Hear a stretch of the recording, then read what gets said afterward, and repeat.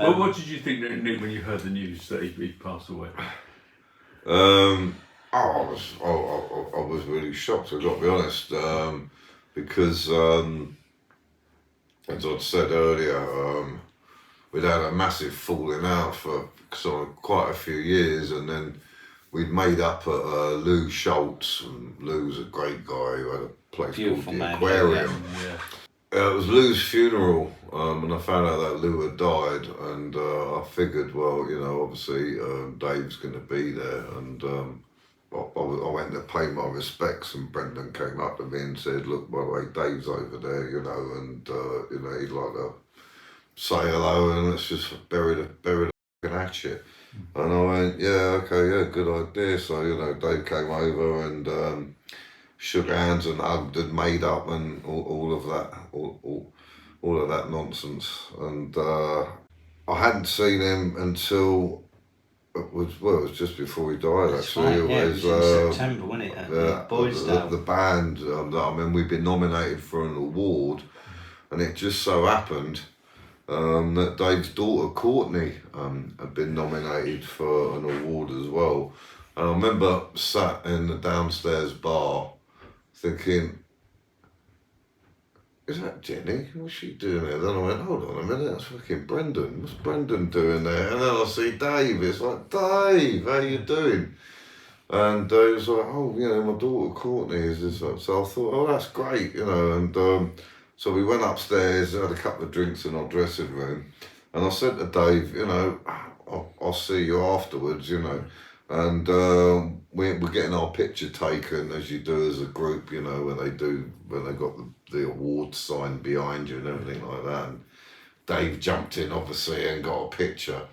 And then after the gig, I went looking for him, and I found out he'd left. And then it wasn't... Which was unusual for him to leave, Nick, it was, yeah. He was in pain at the time. I had no idea about it because he really, really covered it up. And then the next thing, I was in hospital. I'd collapsed. I had a pint and a half of blood in my stomach. I had a burst stomach ulcer. And I was in hospital when I got the phone call. It was Martin Brunt who told me. And I couldn't believe it. Especially as I was in hospital being surrounded by death anyway. And then it was while I was still in hospital that I got sent, you know, the video before that kind of went public, and yeah, I cried. I did, I thought, oh man, that's brave. It was, you know, and but you know, testament to the man. He lived his life like he wanted to do. Not many people can say that. He had a fun life. He had an action-packed life. Oh, he did. You know, and he lived it. And like I said, I've said this before. He discussed it with me well over a year before he left us, and his attitude to his life at that point was, he said, Brendan, all the good bits of my life are gone. Everything, the action bit, the fun bit, all of it. He said, I'm getting more pains, aching more. And he said, I don't want to be old. He said, I hate the thought of being 65. No. So I just don't want to be old. And, you know, I think if the arthritis maybe it wasn't so bad because he'd become immune to the injection, and it was the fact that he lost 3 stone in the last 3 months. I think that's what really spurred him on into his decision, which, you know, he was adamant about anyway. But he was very proud, wasn't he? He didn't want his to vanity be, he was not going to be ever seen other than the Dave Courtney. Was it live fast, die young, leave a good-looking corpse? Exactly, that's what he wanted to be. And, you know, he was he lived by that motto. And like I say, it was sort of, how he left us was rock and roll, Nick. Do you know what I mean? It was. I mean, I took my hat off to him in that respect. I mean, at first I thought someone had killed him. Yeah. You know, that was the initial thing, and I thought, bloody hell, surely not. But then when I saw the video, you know, and he was saying, you know, by the way, you know, don't get upset, you know, got a lump in the throat, obviously, and I thought it was very majestic, to be honest. The way that, you know, that he planned it. He didn't want a funeral as well. He made that decision. Well, I think what most people overlook was Dave was a fucking artist. Yeah. That's what everyone misses. Forget the They gangster artifice, you know, the actor, the fucking promoter, the blagger, the kind of crazy larger than life character. All in all, his life was one performance art piece. Yes, it was, yeah. Like Bowie in a way, and I'm not saying he's up there with Bowie, but Bowie decided to quit his life when he knew he was dying. Yeah. He kept it quiet and he did it in his own dignified way. And I think, wow, you know, you can top that if you can. You know, I mean, I can't, no one can shoot themselves now, can they? Because it's going to be like, I mean, well, Hunter Thompson did it, but that's America. Anyone else do it, it's like, well, you know, you bastard. It's like, you can't make that ultimate statement. And I mean, if you are going to kill yourself, hanging yourself is the worst to do, because you do that and it's kind of like it's an anger at other people around you that find you like that. I think there's something more desperate about hanging yourself. It's almost like you're angry or punishing other people, I think. But if, you know... Well, the way Dave took control to end his life had so much love and thought and care in it. Yeah. That's whenever I've done any interview about it, I've always said he made death beautiful, because of the love that he put in with the videos for his loved ones, his children, the effort he put in to not have the funeral so no one had to stress or worry about it. And he left this world a humble servant. Yeah. In his view, he left very humble, and he left the stage, took his bow and just left, you know what I mean? It weren't, look at me, it was no glory in it, but everything he done, he did not want to see me and his kids having to watch him deteriorate for a year, and then have the pain of watching that for a year and then lose him anyway. He's, like he said in his video, be sad the day I'm gone, but then move on. Just, you know, be sad on that day, but, you know, he was happy in what he was doing. He was in full control.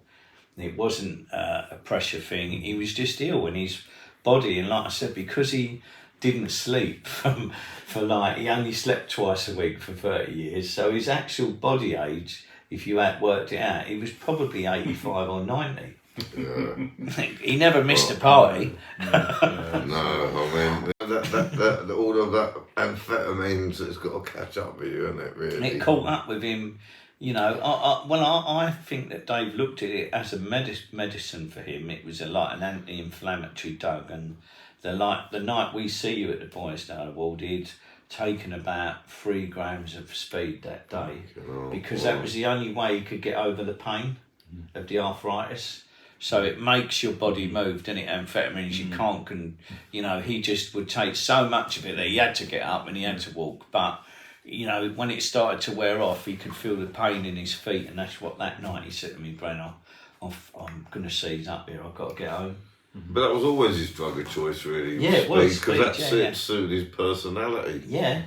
He lived his life at 100 miles an hour. I remember when we was out in Brazil, and there was a brothel there called Help. There was about 1,000 birds in there.